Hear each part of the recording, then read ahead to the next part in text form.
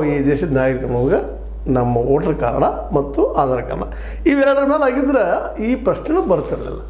ಆದರೆ ಭಾಳಷ್ಟು ಜನರನ್ನ ಡೊಮೆಸಿಯಲ್ಲೋ ಮತ್ತೇನೋ ಗದ್ದಲ ಹಾಕಿ ಭಾಳಷ್ಟು ಜನ ಮತದಾರನ ಡಿಲೀಟ್ ಮಾಡಿದ್ರಂತ ಆರೋಪ ನಮ್ಮ ಇವ್ರದ್ದು ADR ಅವ್ರದ್ದು. ಯಾಕಂತಂದ್ರೆ ಇಲ್ಲ ಆಡಳಿತಾರೂಢ ಪಕ್ಷಕ್ಕೆ ಗೆಲುವು ಬೇಕಾಗಿದ್ದು ಅದಕ್ಕೆ ಹಿಂಗೆ ಮಾಡ್ತಾ ಇದ್ದಾರೆ, ಅದಕ್ಕೆ ಅವು ಏನು ಪಟ್ಟಿ ಐತೆ ನಮ್ಗೆ ಕೊಡ್ರಿ, ಯಾವ ಆಧಾರ ಮೇಲೆ ಮಾಡಿದ್ರೆ ಕೊಡ್ರಿ ಅಂತೇಳಿ ಅವ್ರು ಕೇಳಿದ್ದಾರೆ. ಅದು ಇವತ್ತು ಬಂದು ಹಚ್ಚೋದು ಸುಪ್ರೀಂ ಕೋರ್ಟ್ನಲ್ಲ. ಸುಪ್ರೀಂ ಕೋರ್ಟರು ಇದೇ 9ನೇ ತಾರೀಕು ನೀವು ಕೊಡಬೇಕು, ಅದೇನು ಕೊಟ್ಟಿದ್ದೀರಿ ಈಗ ನ್ಯಾಯಾಲಯಕ್ಕೆ ಮತ್ತೆ ಕೊಟ್ಟಿದ್ದು ಅದು ನಮ್ಮ ADR ಕೊಡ್ರಿ, ಜೊತೆಗೆ ನಮ್ಮ ಪ್ರಶಾಂತ್ ಭೂಷಣ್ ಅವ್ರಿಗೆ ಕೊಡ್ರಿ.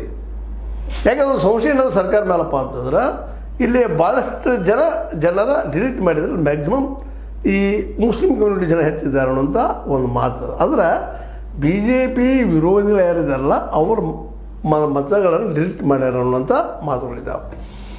ಈ ನೆಲೆಯಲ್ಲೇ ಇದು ಮಾಡಿದ್ದಾರೆ. ಅದಕ್ಕೆ ಇನ್ನೊಂದು ಪರಿಷ್ಕರಣೆ ಅನ್ನೋಕ್ಕಿಂತಲೂ ಯಾರ್ಯಾರು ಆಧಾರ್ ಕಾರ್ಡ್ ಅದ, ಯಾರ್ಯಾರು ವೋಟರ್ ಕಾರ್ಡ್ ಅದ್ರ ಮೇಲೆ ಅಷ್ಟೇ ಮಾಡಿರಿ. ಅವ್ರು ನಾಗರಿಕರು ದೇಶದ್ದು ಅವ್ರು ಸಿಂಪಲ್ ಆಗಿ 5 ವರ್ಷ ಮೇಲಿದ್ದವರಾಗಿರ್ಬೋದು, ಇಲ್ಲೇ ಹುಟ್ಟಿದವರಾಗಿರ್ಬೋದು, ಇಂಥವ್ರು ನಾವು ಕೊಡ್ತಾ ಬಂದೀವಿ ನಮ್ಮ ಕಾನೂನಿನ ಪ್ರಕಾರ, ನಮ್ಮ ಸಂವಿಧಾನದ ಪ್ರಕಾರ.